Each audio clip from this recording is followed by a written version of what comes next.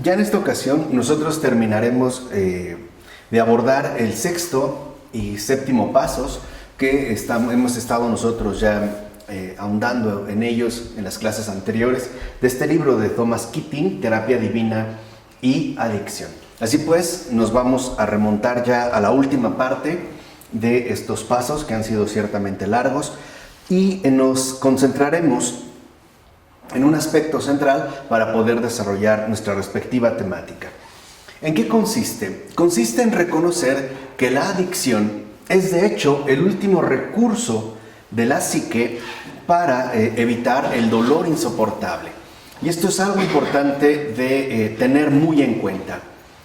La adicción funciona pues como un recurso que nuestra respectiva psique asume precisamente para evitar el dolor, ¿no? Digamos que sería como un medio evasivo, un medio para no tener que abordar, sobre todo encarnar este dolor que en cierta manera puede alcanzar incluso intensidades bastante fuertes, ¿no? Incluso hablar de un dolor insoportable.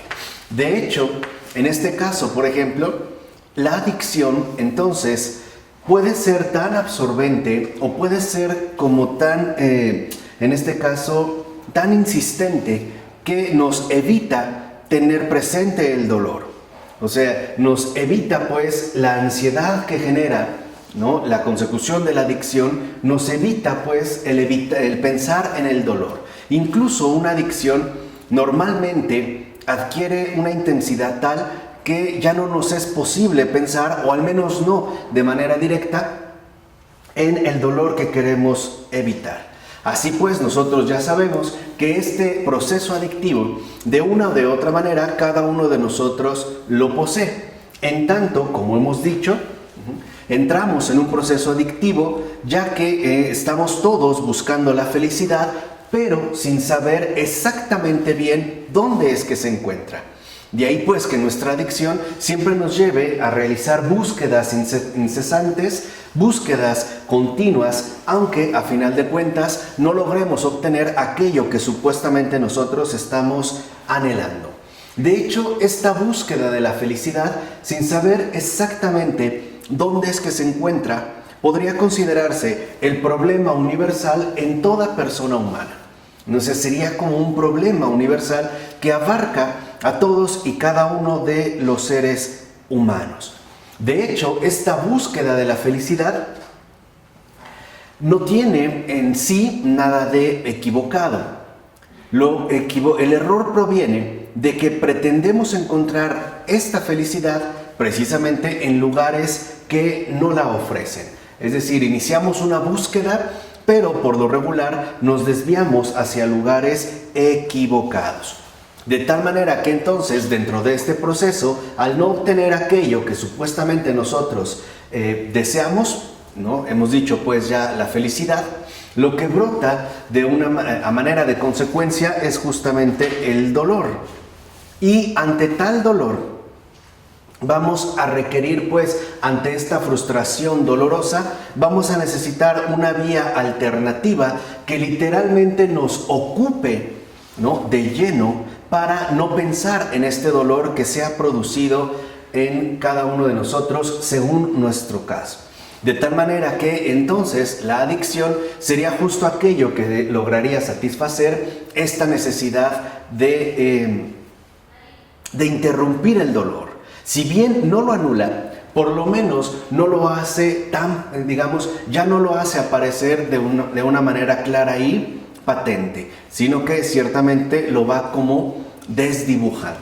De ahí pues entonces nosotros podemos entender cómo este problema tiene en síntesis el siguiente esquema, ¿no? Dijimos, este problema universalmente humano. En primer lugar, esa búsqueda de felicidad que cada uno de nosotros anhela. Después, el buscar encontrar esta felicidad en lugares equivocados, lo cual desprende en nosotros un dolor verdaderamente profundo. Y ante este dolor acudimos pues a la adicción o entramos a un proceso de adicción para no tener que quedar absorbidos precisamente por este dolor padecido. Un dolor que ciertamente puede llegar a ser corrosivo e incluso sumamente intenso. Ahora, una vez ya retomado pues este esquema fundamental del proceso adictivo, bien podemos ahora reconocer y más aún comprender que de hecho ante este dolor que nosotros solemos experimentar, es muy común que se suelan presentar sobre todo dimensiones emocionales que de hecho se intensifican a través de los comentarios añadidos, ¿no? Dicho brevemente, puede ser que ante una determinada sensación en particular que nosotros tengamos, ¿no? En este caso dolorosa, ante este estado emocional que de hecho ya estamos padeciendo, entonces añadimos comentarios todavía para intensificar aún más el sufrimiento padecido. Si yo me siento mal, puede ser que empiece a hacer comentarios tales como mi vida es un fracaso, o en mi vida nunca nada me ha salido bien, o yo no sirvo para esto, o siempre es que me ocurre lo mismo, o no entiendo a pesar de tantas veces que he pasado por ello, etc. Lo cual nos va a conducir ciertamente a un hundimiento cada vez mayor. De hecho, y esto también vale la pena reconocerlo, mientras más profunda sea nuestra caída en términos emocionales, más difícil será la recuperación que nosotros podamos llegar a obtener. No será imposible de ninguna manera, pero sí será algo muchísimo más complicado, ya que tendremos nosotros que retomar desde el punto en el que nosotros hayamos caído, ¿no? Nuestro afán de recuperación.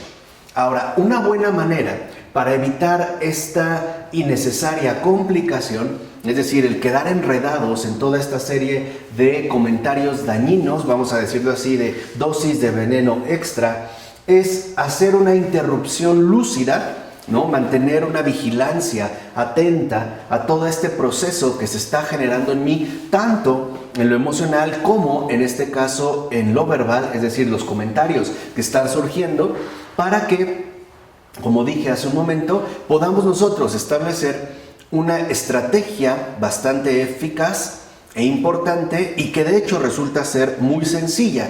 Por ejemplo, interrumpir este torrente de comentarios negativos desde su misma aparición con alguna frase o alguna oración sencilla que nosotros podamos repetir o hacia la cual nosotros podamos acudir de manera activa, es decir, de una manera verdaderamente operativa.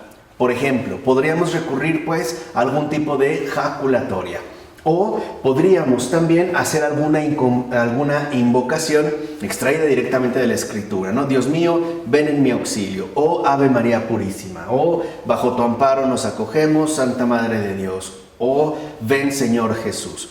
Algo así, para que esto sea precisamente lo que a nosotros nos permita interrumpir esta cascada de comentarios que lo único que van a hacer a final de cuentas es todavía empeorar la situación que de por sí ya es dolorosa, ¿no? En tanto proceso adictivo.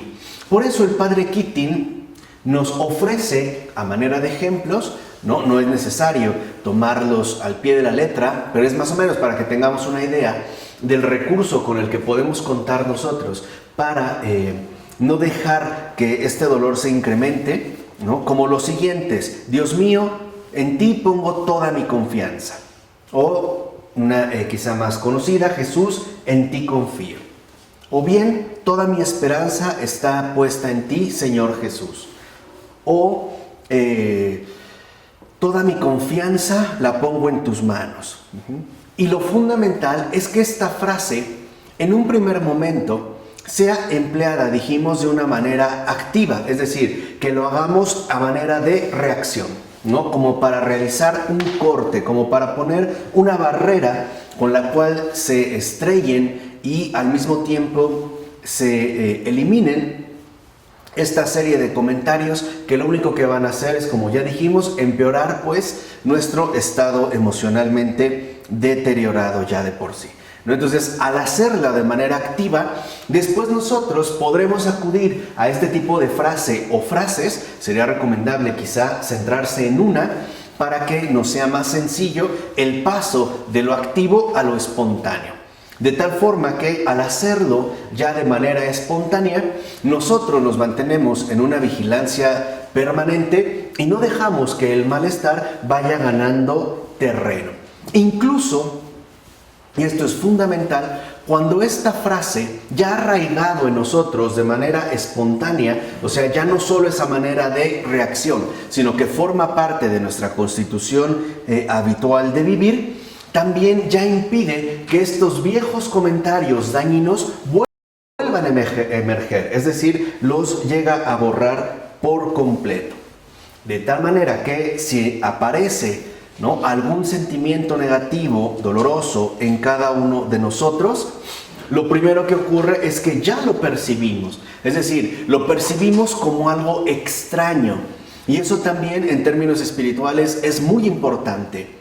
Siempre que algo amenaza nuestra integridad humana, en todo sentido, intelectual, emocional, volitivo, etc., siempre que hay una amenaza ante nosotros, ¿no?, hay una especie de alerta que se despierta en nuestro interior y nos permite percibir justamente la amenaza a la que nos vemos expuestos. Entonces, si ya hemos pasado nosotros, como dijimos, de lo activo a lo espontáneo, ¿no?, ya estamos plenamente arraigados, familiarizados con esta protección, con esta defensa. Entonces, al aparecer un sentimiento negativo, lo percibimos y ya no le damos cabida. Simple y sencillamente podemos decir, nos desprendemos de él, ¿no? Ya no nos hundimos, ya no nos atrapa. Simple y sencillamente nos vamos volviendo cada vez más y más inmunes, ¿no? Y empezamos a experimentar esta libertad que Dios de hecho quiere hacer llegar a todos y cada uno de nosotros. Ahora, si notamos, por ejemplo, que nos alteramos, a veces quizá podemos rechazar la fuente de la cual brotó esta molestia de inmediato, ¿no? Esto se logra, por ejemplo, si ya estamos familiarizados con una frase sagrada que hemos ya utilizado de una manera habitual, ¿no? Por ejemplo, en situaciones ya no netamente de peligro, sino en las situaciones más ordinarias. Por ejemplo, mientras estamos esperando la llegada de nuestro medio de transporte, el autobús o el subterráneo o el metro o etcétera, o al esperar una llamada telefónica, o incluso al estar lavándonos los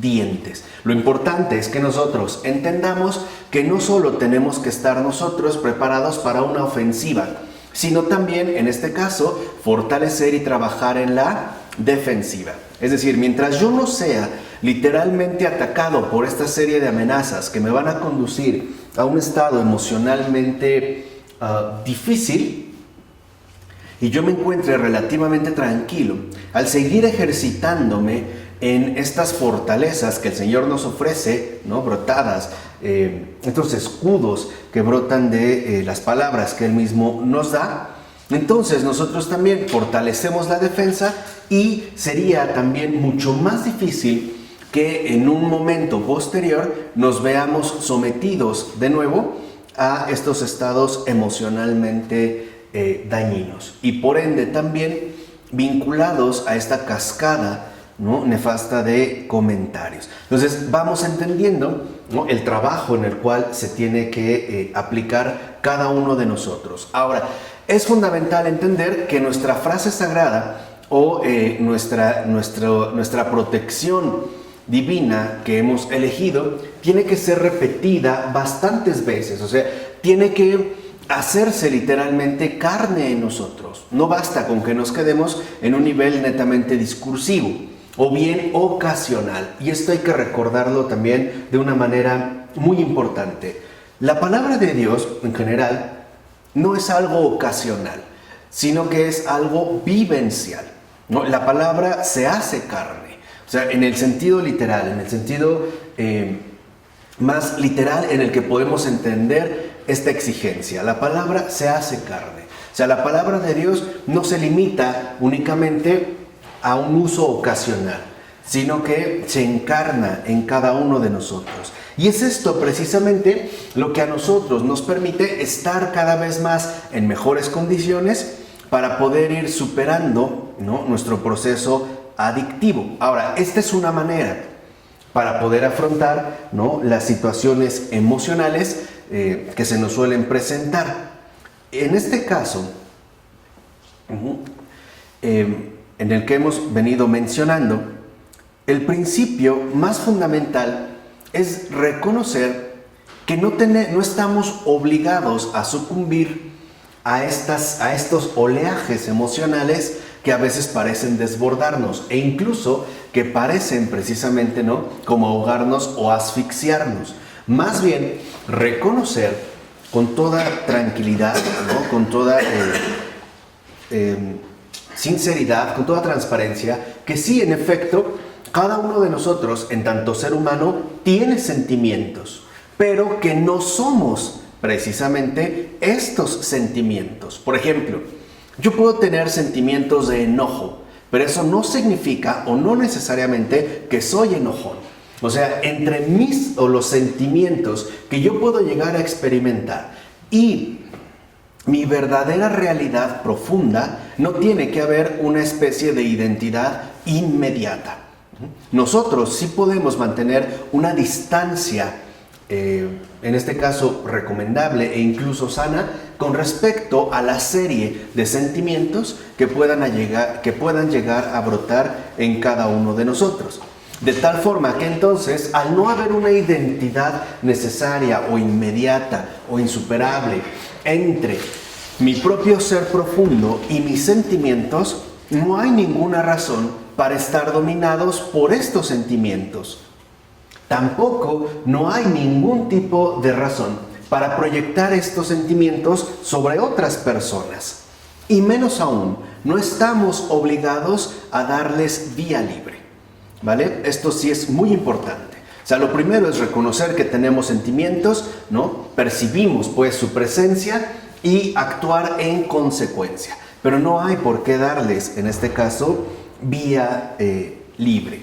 De tal forma que entonces encontramos una clave fundamental en el proceso de recuperación. Y no es otro más que la humildad. Este sería, pues, un rasgo verdaderamente importante, porque la humildad es lo que nos permite a nosotros contemplar la verdad. De hecho, aquí sí hay una vinculación profunda y esencial entre humildad y verdad. La verdadera humildad siempre nos va a conducir a la verdad. Y la verdad, a su vez, nos va siempre a poner en contacto con la humildad. De tal forma que en esta mutua reciprocidad entre una y otra, entre humildad y verdad, es donde nosotros tenderemos a movernos cada vez con menores dificultades, es decir, con mayor facilidad. Ahora, podemos decir, en este caso, ¿qué es la humildad? ¿O cómo es que nosotros la podemos definir? En primer lugar, humildad es, ¿no?, el aceptarnos tal y como somos.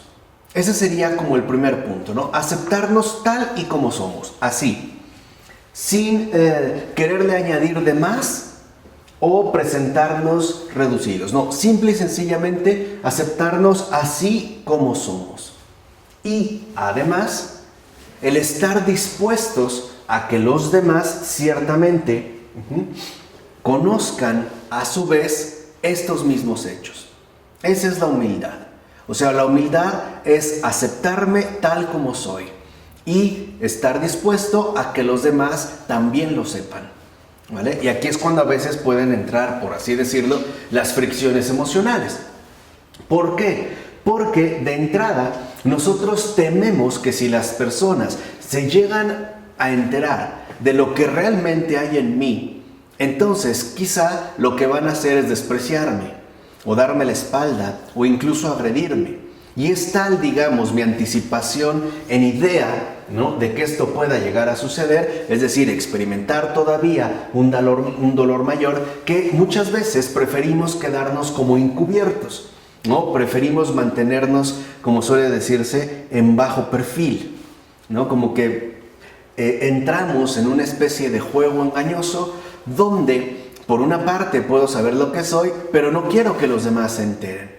De tal forma que puedo llegar a ejercer una especie de duplicidad, ¿no? Quiero dar una cara, cuando interiormente sería de otra manera.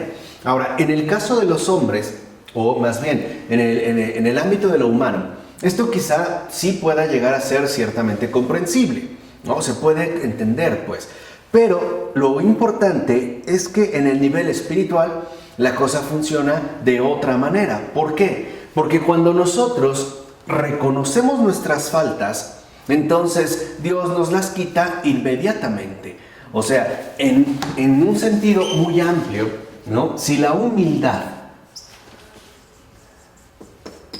es aceptación de uno mismo y también disposición, entonces podemos decir que aceptación y disposición nos llevan al reconocimiento. Y esto es lo que ocurre precisamente en el nivel espiritual. Cuando reconocemos realmente nuestras faltas, Dios las quita inmediatamente. ¿Por qué? Porque en realidad la humildad es lo que nos da paso a la verdad. Es decir, que aun cuando yo tenga miles de defectos o defectos monstruosos, esto no significa que estos defectos son aquello que me definen. No es realmente lo que a mí me define, sino aquello, en efecto, que habría que quitar, o que más bien habría que dejarse quitar por Dios para que pueda emerger lo que verdaderamente soy. Además, no olvidemos que Dios no está, por así decirlo, como anclado en el pasado. De tal manera que no significa necesariamente que lo que nosotros lleguemos a padecer, por ejemplo, en el momento presente, es consecuencia, ¿no?, de lo anterior. O sea, como si se tratara la manera de un castigo. No es eso, más bien lo que sí experimentamos son las consecuencias que se han derivado, por ejemplo, ¿no?, del daño que nos hemos hecho a nosotros mismos, o bien que hemos hecho ciertamente a los demás. Entonces, en un primer momento, en humildad, tenemos que reconocer la verdad de las cosas. No es que Dios nos castigue, es que sí tenemos que atravesar, en pocas palabras, las consecuencias que se desprenden de nuestras decisiones y de nuestras respectivas acciones. Esto sí, pues esto no se puede quitar. Ahora, ¿por qué también es importante atravesar estas consecuencias? Porque es la oportunidad que tenemos, por ejemplo, para poder crecer en las virtudes. Es decir, para poder, en pocas palabras, ¿no?, enraizarnos verdaderamente en la humildad. Reconocer que esto sí es debido a algo que he realizado, ¿no? O en pocas palabras, a algo que en definitiva, pues yo propicié. Y por lo tanto, en humildad, sé que aquello es algo que debo asumir, pero ya no de una manera torturante, sino por el contrario, de una manera esperanzadora, sabiendo que al reconocer mi falta, el Señor me ayudará para salir adelante. Así pues, la humildad en este reconocer también significa que uno aprende de todo esto, especialmente a partir de las consecuencias que se pueden llegar a experimentar. Uno también aprende la necesidad que hay de dejarnos cambiar. O sea, y esto es algo más importante. No solo se trata de que en la humildad llegamos al reconocimiento, sino que la verdadera humildad, o sea, la humildad perfecta, por decirlo de esta manera, nos conduce a dejarnos cambiar. Y esto es ya como el punto culminante. Dejarnos cambiar. Esto sería el propósito fundamental que podemos adquirir en el crecimiento en humildad. El dejarnos cambiar, el verdaderamente estar dispuesto a dejarme cambiar. De tal forma que, a la luz de la verdad, entendemos que este dejarme cambiar es la respuesta adecuada para el propósito central que Dios tiene pensado para mi vida. ¿Cuál es? El sanarme. El verdaderamente sanarme de aquellos defectos o de aquellos desórdenes que a lo único que me conducen es a la autodestrucción. Entonces, esto es algo fundamental en el crecimiento precisamente de recuperación. O sea, no solo ya nos quedamos con el reconocer que, bueno, sí, no hemos hecho daño, nos hemos equivocado, sino que queremos dejarnos cambiar para que, en efecto, ahora nuestra vida sea tomada por las manos del Señor y por lo tanto llevada por un camino totalmente distinto. Entonces, ¿podemos reconocer nuestra debilidad? Sí, tampoco tiene por qué ser algo alarmante. Podemos incluso darnos cuenta de la bajeza quizá en la que hemos caído, sí, pero esto no es lo definitivo. Lo definitivo es que aceptando quizá esta bajeza, yo dé el paso definitivo para dejarme cambiar, lo cual en efecto, ¿no?, mantiene una relación directa con el plan amoroso de Dios que de manera muy resumida solemos llamar nosotros, en este caso, misericordia. De tal forma que no tenemos por qué caer en el desaliento, ¿no?, que serían como una de las tentaciones espirituales más fuertes que podemos experimentar con respecto al avance en humildad. Y tampoco tenemos por qué caer en la compasión. Simple y sencillamente, con naturalidad, ¿no?, aceptamos y nos disponemos a dejarnos cambiar. Eso es precisamente lo que se espera de nosotros. Entonces, lo importante es que la verdad también se despliegue sobre nuestra propia debilidad. De tal manera que el Señor quiere que me dé cuenta, que realmente conozca mi real debilidad, para que vea que no es un engaño ni una imposición, sino que se trata de un gesto enteramente libre, ¿vale? Y es esto lo importante, el dejarse, ¿no?, el dejarnos realmente cambiar es atrevernos nosotros a entrar al terreno propio de la libertad. Este sería justamente el terreno, ¿no?, al cual nosotros tenemos que empezar a acceder de manera gradual. Esta sería, digamos, como la referencia primordial.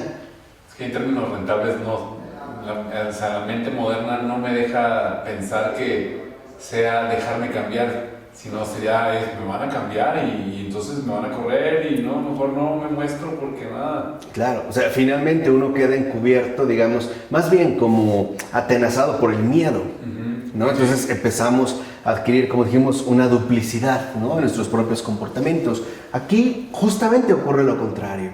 Entender que lo que realmente es peligroso en este caso soy yo mismo.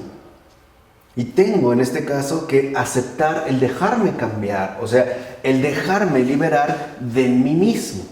Entonces, lo que vemos ya en esta línea es que no se trata de un castigo, se trata, por decirlo de esta manera, ¿no?, de un camino gradual de liberación, hasta que en libertad, ¿no?, yo pueda ya, ahora sí, reconocer el amor que Dios tiene hacia mí, de manera personal, de manera concreta, ¿no? Este sería como un aspecto fundamental. Ahora, relacionado con eso, por ejemplo, ¿no?, podemos comentar lo siguiente. Cuando un profesional, por ejemplo, ha diagnosticado a un individuo en concreto que padece depresión, ¿no?, u otra enfermedad mental, ¿cómo puede determinar cuándo su sufrimiento procede de las consecuencias de sus defectos y no de los aspectos clínicos de esa otra enfermedad que ciertamente padece? Entonces, aquí vale la pena también hacer esta distinción para que no nos obstaculicemos precisamente, ¿no?, la adquisición de esta libertad, es decir, la experiencia, ¿no?, de libertad. La libertad, pues, como una experiencia de nueva vida. Entonces, lo primero que tenemos que distinguir es que los sentimientos depresivos son algo completamente diferente de una depresión clínica. Aunque a veces se suelen confundir. Por ejemplo, los sentimientos depresivos son habitualmente el resultado del duelo, ¿no?, que se ha presentado en nosotros debido a las circunstancias que atravesamos. Ahí se desprenden precisamente sentimientos de duelo. Por ejemplo, el fallecimiento de nuestra pareja, esposo o esposa, o a lo mejor de algún hijo, o de aquello que parece, ¿no?, como romper nuestro proyecto de felicidad, ¿no? El perder un trabajo, por ejemplo, ¿no?, o el aumento de peso, o más bien, ¿no?, la adquisición de sobrepeso, etc. Allí encontramos nosotros sentimientos depresivos, es decir, que serían, ¿no?, producto de las circunstancias que hemos atravesado. Por otra parte, la depresión clínica, y esto es importante de enfatizar, más bien proviene de un desajuste químico, por ejemplo, en el cerebro. Y esta es una situación completamente distinta. O sea, en un caso en particular, por ejemplo, la depresión clínica es cuando una persona no tiene, por ejemplo, el mismo equilibrio químico en cuanto a sustancias particulares, por ejemplo, la sertralina o las endorfinas o incluso el litio. De tal manera que mediante un estudio preciso se puede determinar si el estado depresivo que atraviesa es de tipo clínico, lo cual será atendido con algún tipo de medicamento particular en base a su situación, o por el contrario, al no ser de tipo clínico, remitiría más bien a otro tipo de factores, por ejemplo, ¿no?, la situación de vida que ha llevado a cabo. Entonces, esto es importante de detectar, porque no porque nos sintamos mal o no porque digamos que estamos deprimidos, significa que necesito medicamento. Hoy también hay que mencionarlo, la farmacéutica está haciendo un gran negocio a costa de la estabilidad integral de las personas humanas, ¿no? Todo lo quieren solventar por medio de medicamentos, pero no en todos los casos es necesario. ¿Por qué? Porque si no, cuando los sentimientos depresivos no son detectados como tales y son diagnosticados como depresión clínica, entonces lo primero que vamos a recibir es la dotación de medicamentos, ¿no? Por ejemplo, ante todo ya lo sabemos, los llamados antidepresivos. Sí, pero el problema con los medicamentos es que esta atención tiende a perpetuarse. Y entonces se genera otro tipo de dependencia, es decir, entraríamos a otro tipo de adicción. Por ello no es tan recomendable, ¿no?, precipitarse a la ingesta de este tipo de medicamentos. Uno puede hacerse un estudio particular en el cual se vean los índices químicos que, por ejemplo, no tenemos en el cerebro. Ahora, si una persona en efecto tiene una depresión clínica por una insuficiencia de algún tipo de sustancia cerebral, entonces sí tendrá que llevar un tratamiento. Pero ya, si lo ven, a la luz de la verdad, esta depresión clínica no tiene por qué confundirse a su vez con los sentimientos depresivos. O sea, al tener claras las cosas, encontramos un orden en el cual podamos alcanzar, ¿no?, un modo de vida lo más óptimo posible. Ahora, sí es cierto, hoy en día hay medicamentos que por lo menos bloquean esta sensación de depresión, ¿no? Lo hacen contrarrestando la química cerebral, de tal forma que pareciera que entonces la persona ya no estaría dominada precisamente por la depresión. Pero habría que ver si realmente, ¿no?, se ha atendido adecuadamente la depresión clínica, o bien lo único que se ha hecho es adormecer justamente esos sentimientos depresivos en caso de que estuvieran verdaderamente presentes.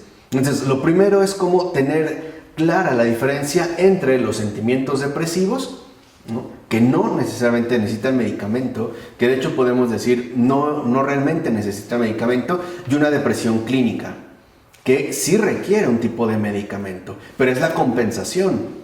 Entonces, tener una depresión clínica es tener una insuficiencia, ¿no?, cerebral en cuanto a sustancias químicas que pueden ser compensadas.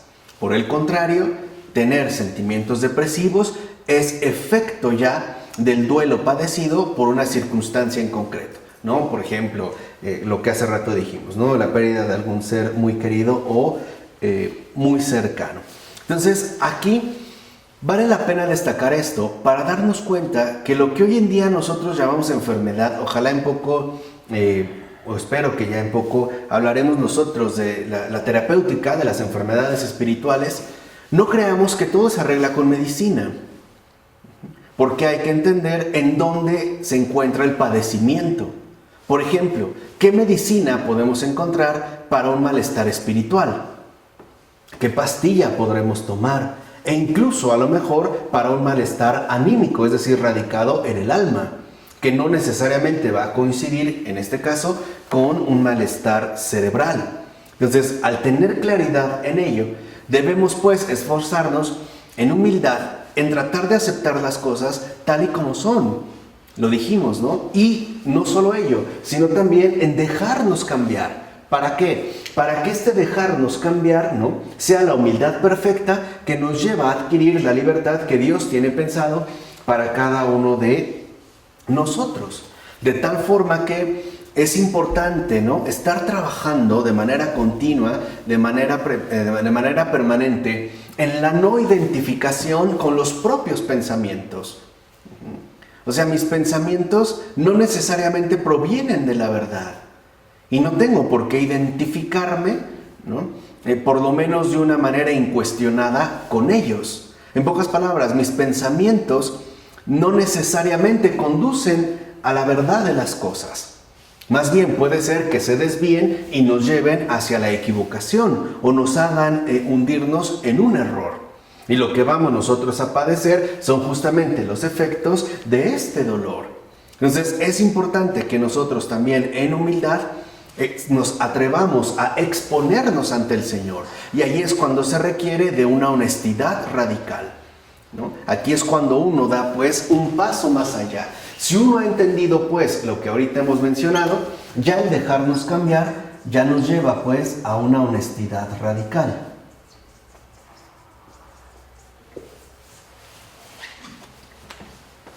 El reconocer ciertamente quizá lo que necesito, aunque no necesariamente sea aquello que más me agrade. Entonces lo importante es que en esta honestidad radical yo me vuelva completamente transparente ante el Señor. Que no trate de ocultar o de maquillar algunos aspectos, ¿no?, arraigados o profundos en mi propia constitución personal. No, o sea, que yo no tenga miedo al amor. Esto quizás sería como el desafío más importante. De tal manera que en la no identificación con los propios pensamientos, uno también se mueve ya en el ámbito de la honestidad radical. Uno puede, pues, negarse a sí mismo en este punto. En pocas palabras, no porque yo lo piense es. O sea, no porque yo piense que Claudio no me quiere, significa que Claudio de verdad no me quiere. O no porque yo piense que fulano sí me quiere, significa que entonces en verdad sí me quiere.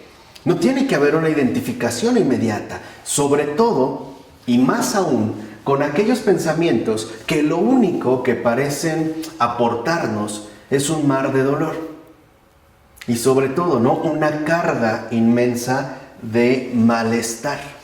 Entonces, lo que nosotros verdaderamente necesitamos experimentar es ese descanso profundo, que es justo, ¿no?, la manera en la cual uno verdaderamente adquiere la recuperación.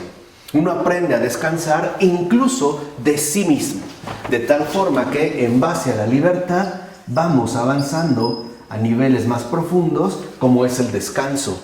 El descansar de esta guerra, ¿no?, interna que solemos traer cada uno de nosotros y que puede ser verdaderamente catastrófica e incluso dolorosa, ¿no?, terrorífica para muchos. Si a esto le añadimos que no solo tenemos el bombardeo continuo de pensamientos equivocados, sino las respectivas emociones que se le van a añadir y la buena dotación de comentarios, lo que vemos es que pareciera que siempre estamos a un paso de la verdadera locura.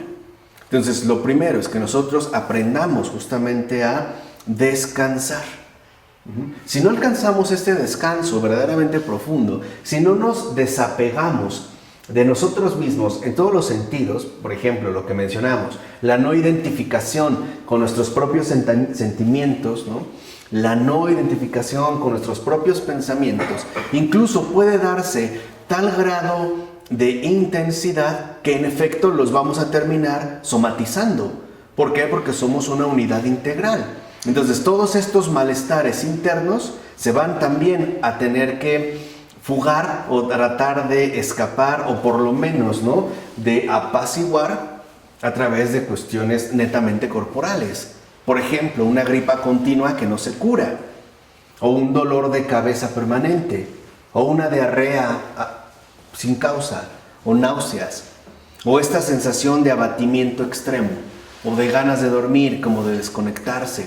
Todo ello es ya reflejo de la carga que nosotros llevamos y que no hemos dejado precisamente, ¿no?, que nos la quiten. Entonces es fundamental que nosotros sí nos dispongamos, por lo menos, ¿no?, a lo largo del día, un momento de oración centrante en tanto práctica diaria, ¿no?, literalmente como de desahogo.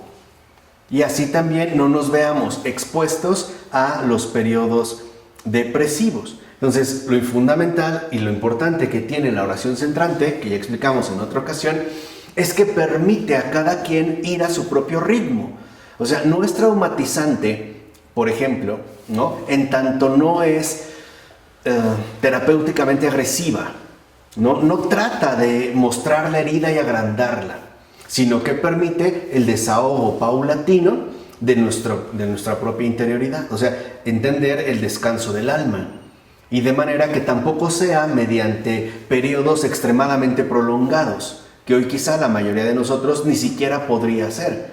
Pero quizás 5 o 10 minutos sí los tiene. Sobre todo si empezamos a recuperar el tiempo perdido que nosotros hoy en día, ¿no?, destinamos, por ejemplo, al uso de los nuevos dispositivos electrónicos o a la consulta, ¿no?, de cierta manera superficial de las redes sociales, por ejemplo en los celulares. Si nosotros sacáramos una cuenta del tiempo invertido en este tipo de artefactos, quedaríamos sorprendidos. Se ha estimado más o menos en las encuestas más recientes que por lo menos en Estados Unidos, por ejemplo, el uso de televisión por persona, ¿no?, a la semana es alrededor de entre 40 y 60 horas de ver televisión, sin tomar en cuenta la consulta de los teléfonos celulares. Ahora, se sospecha que, por ejemplo, el estar inmerso en Internet sin un objetivo definido puede duplicar o hasta triplicar este tiempo, ¿no?, a la larga, pues. No solo en términos matemáticos, sino en los términos en los que nosotros nos la pasamos ahí. Además, el uso de estas redes también genera cansancio. Entonces, si lo podemos, pues, ir detectando, creo que es importante que nosotros podamos acudir a esta obra sanadora que el Señor nos viene ofreciendo. Entonces, lo primero, dijimos, es que necesitamos, pues, distinguir si lo que llamo depresión es clínico por una insuficiencia cerebral de sustancia o es espiritual. Y en este caso, si es espiritual, aquí sí brotarán, como hace rato lo mencionamos, estos sentimientos depresivos, debido sobre todo a las circunstancias complejas, dolorosas, que podemos llegar a experimentar a lo largo de nuestra vida. Ahora, de esta manera, por ejemplo, si es espiritual y no clínica, podemos a su vez identificar que hay momentos, periodos especiales de purificación que, por ejemplo, San Juan de la Cruz llamó noche de los sentidos y noche del espíritu, ¿no? Por un lado, pues, si no estamos en lo clínico, sino en lo espiritual, pudiera ser que se presente, lo voy a poner con otro color, nada más para distinguirlo más, pudiera ser que se presente, por ejemplo, este periodo de purificación que San Juan de la Cruz llama noche de los sentidos, o bien, en segundo lugar, noche del espíritu. Yo he escuchado a veces a muchas personas que dicen que están de noche o que están en la noche del espíritu, pero honestamente creo que no saben de lo que hablan. O más bien lo confunden o lo quieren adaptar, ¿no? Como a su propia comprensión. En realidad, ¿qué sucede, por ejemplo? ¿Qué pasa, en primer lugar, con la noche de los sentidos? En la noche de los sentidos, como la propia expresión lo manifiesta, ¿no? Se trata ante todo, y ese es su propósito, de que se puedan desmantelar, ¿no? O quebrantar todos nuestros programas emocionales de falsa felicidad que hemos ido adquiriendo desde nuestros primeros años de vida, los cuales, como ya sabemos, siempre implican exigencias excesivas, por ejemplo, de seguridad, afecto, control, etc. Entonces, la noche de los sentidos lo que hace es quebrantar estos programas. Quebranta nuestros programas habituales en términos de vida emocional. Esa es la noche de los sentidos, ¿vale? Y es de los sentidos porque se refiere a nuestra experiencia emocionalmente habitual, ¿vale? San Juan le llama sentidos en gran amplitud. Esa es la noche de los sentidos. Ahora, ¿corresponde exactamente con la noche del espíritu? No. Porque lo que hace la noche del espíritu es ahora, ¿no?, desmantelar nuestras habituales concepciones y experiencias con respecto a Dios mismo. Esa es la noche del espíritu. Podemos decir de fondo, en términos espirituales profundos, que la noche de los sentidos y la noche del espíritu apuntan a la verdadera libertad, a la no limitación con respecto a Dios, es decir, al dejarse verdaderamente cambiar. Ese es, digamos, el propósito fundamental de ambos. Pero mientras la noche de los sentidos se aplica a nuestros programas emocionales adquiridos, la noche del espíritu se va ahora, por ejemplo, ¿no?, a referir a nuestra relación con Dios, pero a la luz ¿qué? De la verdad. Por ejemplo, en la noche de los sentidos significa que simple y sencillamente mis emociones quedan desarraigadas, ¿no?, y pierden en este caso eficacia.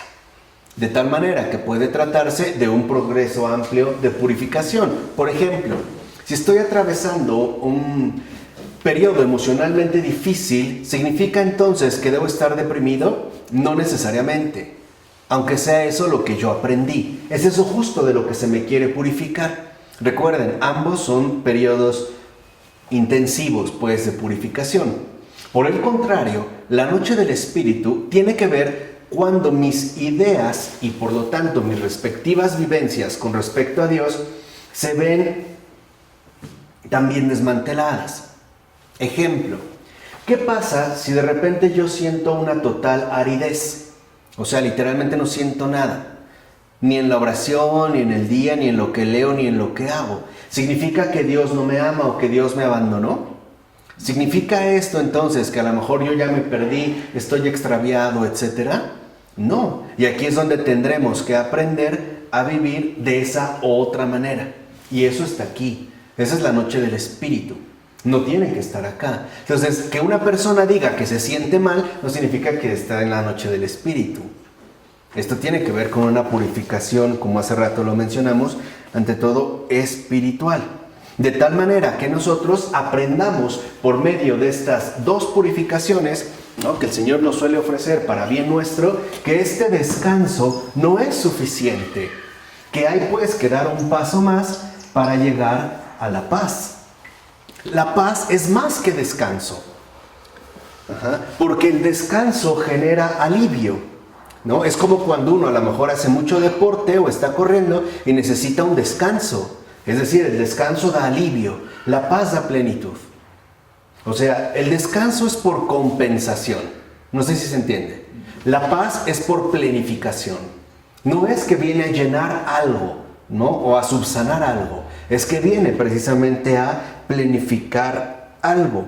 Por eso, justamente, es que el propio Señor Jesús, por ejemplo, en Mateo, capítulo 6, versículo 6, nos recomienda encarecidamente que entremos cada uno de nosotros en nuestro respectivo cuarto interior. que cerremos la puerta y oremos al Padre en lo secreto. Lo que nos está diciendo Jesús es que es importante que nosotros nos atrevamos a dejarnos cambiar en honestidad radical para empezar a crecer en la experiencia de libertad, cuyo descanso no es la meta, cuyo descanso es finalmente llevarnos hacia la paz. De tal manera que en este sentido, por ejemplo, pasemos del nivel ordinario de conciencia en el que vivimos, lleno de sugitación y ruido, sus pensamientos, sus deducciones, etc., a esa presencia viva que todo lo ilumina y que justamente tiene que ver con la manifestación de la verdad. De tal forma, entonces, entendemos que estas dos purificaciones en base a la paz también tienen un propósito: aprender a desconfiar de uno mismo, no creernos la autoridad absoluta en todas las materias, ni en lo que sentimos, ni en lo que creemos. Aprender que el Señor es realmente el único que tiene toda la última palabra, la palabra definitiva. De tal manera que aprender a desconfiar de uno mismo en lo que siente, en lo que piensa, etc., y en lo que cree, nos va a llevar a esa libertad plena, cuyo verdadero resultado es la paz. En pocas palabras, la noche de los sentidos, la noche del espíritu, es la purificación que nos ayuda a disolver al falso yo. A ese falso yo que con sus programas de felicidad equivocados, simple y sencillamente no funciona. Así lo que vemos es que este falso yo experimenta por lo regular dos cosas en el curso diario de nuestra vida. La primera es la exaltación. Por ejemplo, si las cosas han salido tal y como lo planeé, o bien, si obtuve el reconocimiento, a lo mejor no intencional, pero de lo que yo realizo. Entonces, el falso yo se exalta. El otro es la depresión, que ocurre justamente cuando pasa lo contrario, ¿no? O sea, cuando a lo mejor las cosas no salieron como yo planeé y por lo tanto me puedo dirigir a la frustración, o bien me siento profundamente incomprendido. Ahora, en el último caso, en el caso de la frustración, uno se vuelve presa fácil, por ejemplo, para los sentimientos depresivos. E incluso en la desgana que puede emerger, también a propiciar un desajuste orgánico. O sea, también nos podríamos volver un blanco fácil para la depresión clínica. Entonces, lo importante es aprender a renunciar a uno mismo en todos los sentidos, ¿vale? Y que no nos quedemos atados, o esclavizados a nuestras propias limitaciones. Y esto es muy importante, o sea, no lo podemos pasar por alto. Para poder estar con Dios, uno tiene que ser totalmente libre. Y sobre todo, libre de uno mismo. De tal manera que el ser verdaderamente libre de uno mismo nos produce este descanso, cuya verdadera culminación es justo la paz. Para poder llegar a esta paz necesitamos pues distintos tipos de purificaciones, en duración o en intensidad, según sea el caso, hasta que aprendamos a no temer absolutamente nada. A no dejar, por ejemplo, ya que mis pensamientos me perturben, o por el contrario, que mis falsas exaltaciones me brinden una falsa seguridad. O sea, no podemos caer ni en un optimismo ingenuo, ni en un pesimismo amargo, sino mantenernos en lo que, por ejemplo, en el programa de AA se conoce como serenidad. Por eso dice el padre Keating que es tan importante que los alcohólicos en particular, en general los adictos, cualquier ser humano, comprenda que por debajo de su adicción al alcohol se encuentra este problema más profundo en el cual de hecho habrá que trabajar. Porque si no, dice, después podrán dejar de beber y no obstante caer en una nueva adicción o recaer en la que de hecho ya tenían. Por eso es tan importante, dice el padre Keating, cultivar los pasos sexto y séptimo, que de hecho, en síntesis, expresan lo siguiente. la disposición a ser sanados de nuestras faltas, la verdadera disposición a dejarnos cambiar por aquel que en efecto lo puede hacer. Entonces, Dios ciertamente no espera que tengamos éxito en todo momento.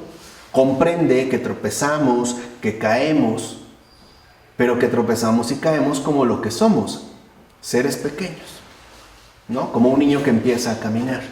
No todo le sale perfecto, se cae, se equivoca, comete errores. Y Él lo comprende. La pregunta interesante es, ¿y nosotros lo comprendemos de igual manera o no? Ahí es donde estaría la cuestión. Ahora, si somos humildes, esta imperfección normal no nos hace daño. Pero si por el contrario vivimos a partir del falso yo, esto nos va a generar serios problemas. Sobre todo, cada vez más frustraciones y por lo tanto la intensificación de nuestro propio proceso adictivo. Ahora, si alguien tiene una sospecha que padece alguna depresión clínica, habría que buscar a un profesional de la medicina, sobre todo familiarizado con el proceso espiritual. Sí. ¿Cómo puede sospechar uno de una depresión clínica? Aparentemente no tengo una circunstancia concreta que a mí me lleve a estos estados de ánimo depresivos. O se puede hacer un discernimiento para ver desde dónde es que brotan. A lo mejor no es una circunstancia presente, pero quizás sí pasada, o por lo menos remota, ¿no? Y lo que nos llega es como el oleaje de ese fondo, ¿no? O de ese fondo que no alcanzamos a ver de inmediato. Pero sí hay como un perfil que parece sugerir la idea de que se atraviesa una depresión clínica, pues lo mejor es también acudir a una evaluación. En tal caso, por lo vemos, es que aunque los psiquiatras no son siempre las personas más espirituales, pueden llegar a ser buenos terapeutas.